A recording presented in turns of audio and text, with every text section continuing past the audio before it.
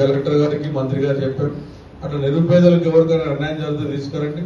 వాళ్ళు వినకపోతే municipal office ముందు నేను ధర్నా చేస్తా. జనవరి నుంచి ఖచ్చితంగా ప్రజల పక్షాన ఏది అన్యాయం చేద్దాం. మీకు 6 నెలలు వాళ్ళకి టైం ఇద్దామని అనుకున్నాం. 6 నెలలు టైం ఇస్తాం. 6 నెలల స్కీమ్లు ఇస్తారా, ఏమి ఇస్తారా చూస్తాం. ప్రజలకు ఏమున్న సమస్యలను కూడా పరిష్కరించమని చెప్తా ఉన్నాం. వాళ్ళు కూడా కాకపోతే ప్రజల ఆగ్రహానికి గురి కాక తప్పదు. ఇప్పటికే రైతులు ఇప్పటికే చూస్తుంటే పెద్ద రైతులు ధర్నాలు చేస్తున్నారు. ఎక్కడక్కడ పెద్దగా ధర్నాలు చేస్తున్నారు. రోడ్ ఎక్కేసారు. ఇప్పుడు చేస్తుంది మీరు నిరుపేదలు పడాలి, గుడిసెలు గురగొట్టాలి, ఇవన్నీ జరుగుతూ ఉన్నాయి. కాబట్టి దయచేసి అన్ని ప్రాంత ప్రజలు ఎప్పుడు మీ తమ్ముడిగా నేను మీ ఆశీర్వాదంతో ఎప్పుడు మనం కుక్కడపల్లిలో డబ్బా లేకపోతే ఎప్పుడు కూడా నెగిటివ్ ఎప్పుడు రాలేదు. ఒకటో బూతులు సురువు చేస్తే వసంత నగర్ దాకా బూతులలో ఎప్పుడు లీడేమన్నాడు. ఎందుకంటే మనం పనిచేసాం కాబట్టి గర్వంగా మీరు చెప్పుకోరు కాబట్టి నాకు అంత పెద్ద మెజార్టీ వచ్చింది. నేను అప్పుడు చిన్న చిన్న ఏమన్నా కొంతమంది నిరుపేదలకైనా చిన్న చిన్న చేయలేకపోవచ్చు, కొందరు చేయలేకపోవచ్చు. ఖచ్చితంగా ఎవరికైనా చిన్న చిన్న వాళ్ళకు ఇబ్బంది జరిగి ఏమన్నా మా కార్యకర్తల వల్ల కానీ నా వల్ల కానీ పార్టీ వల్ల ఇబ్బంది ఉంటే నేను ఒకసారి సర్దిద్దుకుంటాం. ఈ 2.5 నెలలు జరుగుతున్న దౌర్జన్యం కానీ ఏదైనా ఒక డెవలప్మెంట్ విషయాల్లో కానీ ఏమన్నా కానీ మీరు ఒకసారి ఆలోచన. ఒక ఎమ్మెల్యేకు ఖచ్చితంగా ప్రోటోకాల్ ఉంటుంది. ప్రోటోకాల్ ఈయన గెలిచిన ప్రోటోకాల్ ఉండొద్దు అంటే రాజ్యాంగం.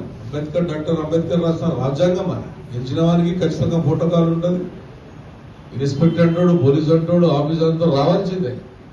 అది కూడా వచ్చిన బిడ్డని ట్రాన్స్ఫర్ చేస్తాం, భయపెట్టడం, వచ్చిన ట్రాన్స్ఫర్ చేయడం, సెలెక్ట్ కొడితే ట్రాన్స్ఫర్ చేయడం. ఒక ఇన్స్పెక్టర్ ఎస్ఐలు వాళ్ళు వస్తారు, వాళ్ళకి ప్రోటోకాల్ రావాలి. రాకపోతే వాళ్ళ ఇబ్బందులు వాళ్ళకి.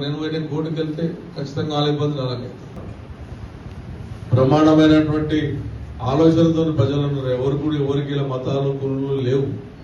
హిందువులు ఉన్నారు, క్రైస్తవులు ఉన్నారు, ముస్లిం ఉన్నారు. అందరినీ ఒకటే త్యాగం మీద చూసినటువంటి కేసీఆర్ గారు ఎవరు కూడా అట్లా చూడలేదు. అట్లా చూసి అందరిని కాపాడుకున్నాం. కానీ ఈ టైంలో ఏం చేస్తున్నారు? నేను 3 సార్లు గెలిచాను. తెలుగుదేశం పార్టీలో ఒకసారి గెలిచాను, టీఆర్ఎస్ పార్టీలో 2 గెలిచాను, టీడీపీలో కౌన్సిలర్ గెలిచాను, టీడీపీలో వైస్ చైర్మన్ చేశాను. నా రాజకీయ చరిత్ర కూడా నేనేదో నిన్నమన్న చరిత్ర కాదు. నందమూరి తారక రామారావు పెట్టిన పార్టీ నుంచి 40 ఏళ్ల నుంచి రాజకీయాలు ఉన్నా. నేను నందమూరి తారక రామారావు చూసినాను, చంద్రబాబు చూసినాను, రాజశేఖర రెడ్డి చూశాను, ఉన్నటువంటి ముఖ్యమంత్రులు అందరూ చూసినాను. రాజకీయాల్లో నేను చాలా సీనియర్ని. హైదరాబాద్ నేను వాసన చెప్పాలండి, అంతకన్నా సీనియర్. అందరూ 92, 93, 94 వచ్చారు. కానీ నేను 86లోనే ఉన్న ఆల్వేర్ ఎంప్లాయీ. నేను రాజకీయ పూర్తి అవగాహన ఉంది, కాన్షియస్ మీద పూర్తి అవగాహన ఉంది, ప్రజల మీద పూర్తి అవగాహన. కానీ ఇప్పుడు మనం పోతే పోలీసుతో ఇస్తలేరు. నా బ్యానర్లు చింపేస్తున్నాయి. మా ఎవరో నా అభిమానం నా ఫోటో పెట్టేస్తారు. 2 నిమిషాలు బ్యానర్ చెప్పేస్తారు.